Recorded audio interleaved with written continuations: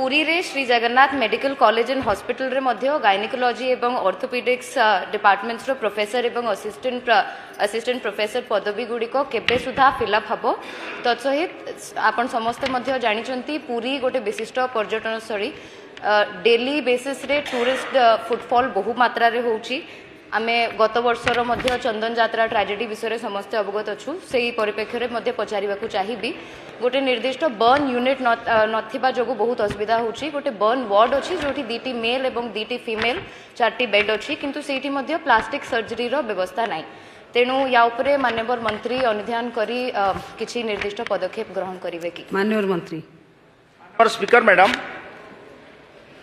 Shri Jagannath medical college Puri रे आमर वर्तमान प्रोफेसर सिलेक्शन स्ट्रेंथ अच्छी 21 मेन इन पोजिशन अच्छा 16 वैकेंसी 5 अच्छी असिस्टेंट एसोसिएट प्रोफेसर 28 जन अच्छा सैंक्शन स्ट्रेंथ वैकेंसी अच्छी 14 50% खाली अच्छी असिस्टेंट प्रोफेसर अच्छा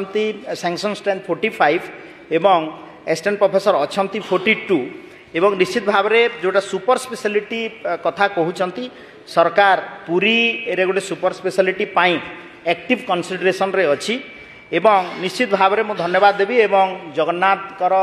रथ यात्रा प्रस्तुति समय में अनेक डिमांड आसी जे सेठी